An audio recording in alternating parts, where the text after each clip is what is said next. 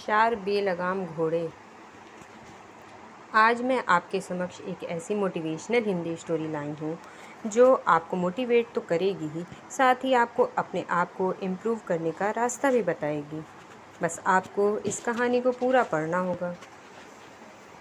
कई सालों पहले किसी राज्य में एक राजा राज्य करता था। इस राजा को घोड़े पालने का बहुत शौक था। इस राजा के पास वैसे तो कई सारे घोड़े थे, लेकिन इसके पास चार ऐसे जंगली घोड़े थे जो इस राजा को बहुत पसंद थे। राजा ने इन घोड़ों को ट्रेन करने के लिए कई ट्रेनरों को बुलाया, मगर कोई भी इन घोड़ों को अच्छे से ट्रेन नहीं कर पाया। जब भी कोई इन पर बैठने की कोशिश करता तो ये उसे तुरंत अपनी पीठ से फेंक देते थे या उसे लात मार देते थे। राजा को घोड़े प्यारे बहुत थे, इसलिए ट्रेनरों के साथ सख्त वार्निंग दी जाती थी कि इन पर जोर ज़बरदस्ती नहीं की जाएगी, यानी इन्हें मारा पीटा नहीं जाएगा। कई महीने निकल गए, मगर कोई भी ट्रेनर घोड़े को अच्छी तरह से ट्रेन करने में सक्षम नहीं हो पाया। तब राजा ने अपने राज्य में ढिंढोरा पिटवाया कि जो भी व्यक्ति इन घोड़ों को अच्छे से ट्रेन कर देगा, उसे बहुत बड़ा इनाम दिया जाएगा। कुछ दिनों बाद एक युवा ट्रेनर राजा के पास आया। राजा ने अपनी शर्त बताई कि घोड़े को ट्रेनिंग बिना मार पिटाई के होनी चाहिए, ऐसा उस युवक को बताया गया। युवक ने राजा की शर्त मान ली और अपनी तरफ से राजा के सामने दो शर्तें रखीं। युवा ट्रेनर बोला, मैं आपकी हर शर्त मानने के लिए तैयार हूँ, मगर मेरी भी दो शर्तें हैं जो आपको माननी होगी, तभी मैं इन घोड़ों को ट्रेन कर पाऊँगा। राजा ने कहा, पहले शर्त बताओ। ट्रेनर बोला, पहली शर्त है कि मुझे इन घोड़ों को ट्रेन करने के लिए कुछ महीने या पूरे साल लग सकते हैं, उतना वक्त दिया जाए। और दूसरी शर्त यह है कि इन घोड़ों के खाने पीने और रहने का बंदोबस्त पूरा मुझ पर छोड़ दिया जाए। राजा के पास कोई और विकल्प था नहीं। कोई भी ट्रेनर आज घोड़े को ट्रेन करने में सफल नहीं हो पाया था, और अब तो नए ट्रेनर आने भी बंद हो गए थे। राजा ने युवा ट्रेनर की सारी शर्तें मान लीं और घोड़े उसे सौंप दिए। युवा ट्रेनर अगले दिन ही एक बड़े से बाड़े में घोड़ों को लेकर गया। वहां उन सबको खुला छोड़ दिया। ट्रेनर बाड़े के किनारे किनारे पर दौड़ने लगा और फिर दौड़ते दौड़ते थकने के बाद युवा ट्रेनर वहीं बाड़े में लेट गया। वहां से उठने के बाद उसने खुद ही घोड़ों को चारा खिलाया और पानी पिलाया। इन सब प्रक्रिया के दौरान उसने घोड़ों को बांधा नहीं था। अगले दिन भी ट्रेनर ने वही सारा काम दोहराया और उस दिन पहले दिन जैसा ही काम किया। यह काम उसका नित्यक्रम बन गया था। वह घोड़ों को बाड़े में खुला छोड़ देता, उन्हें घास का चारा खिलाता और बाड़े के किनारे किनारे दौड़ता रहता। धीरे धीरे चारों घोड़े भी उस ट्रेनर के पीछे पीछे दौड़ना शुरू कर दिए। घोड़ों को लगने लगा था कि ट्रेनर उनका दोस्त है और उनसे प्यार करता है। सारे घोड़े ट्रेनर के साथ बहुत ही सहज महसूस करने लगे। कुछ महीने बीतने के बाद एक दिन राजा अपने घोड़ों की खबर लेने और यह देखने के लिए कि ट्रेनिंग कैसी चल रही है बाड़े में आया। राजा यह देखकर खुश हो गया था कि सारे घोड़े ट्रेनर के पीछे दौड़ रहे थे। राजा को अब यकीन हो गया था कि यह ट्रेनर उन घोड़ों को ट्रेन कर सकता है। राजा खुशी खुशी वहां से चला गया। देखते ही देखते एक साल बीत गया।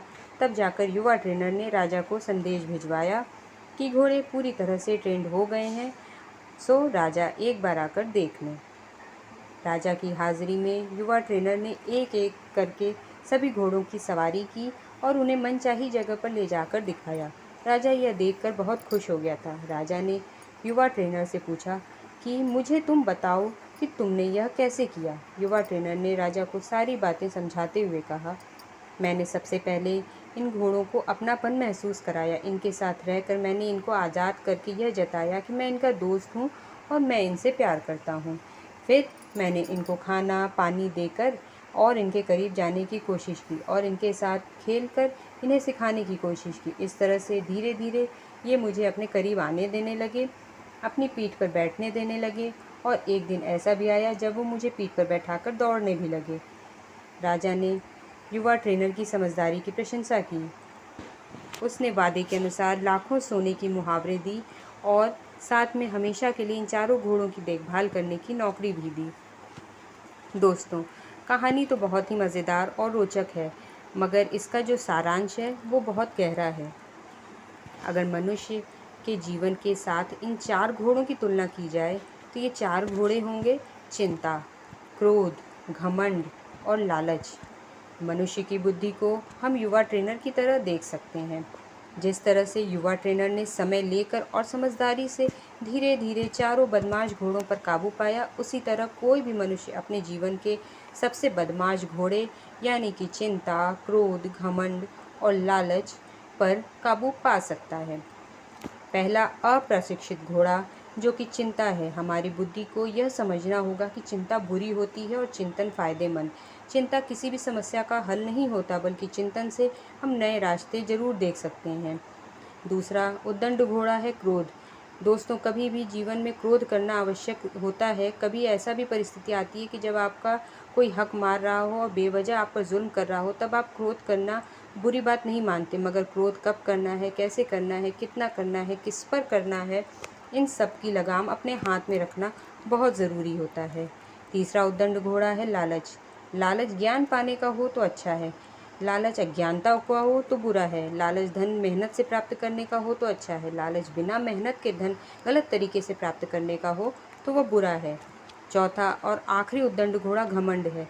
मैं यह काम कर सकता हूँ, इसे गर्व कहेंगे, लेकिन सिर्फ मैं ही यह काम कर सकता हूँ, इसे घमंड कहेंगे।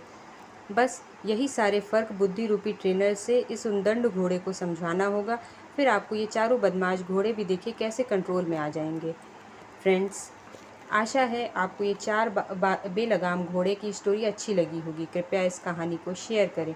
ऐसी ही और हिंदी स्टोरीज सुनने, देखने और पढ़ने के लिए हमें लाइक, शेयर और सब्सक्राइब ज़रूर करें। धन्यवाद।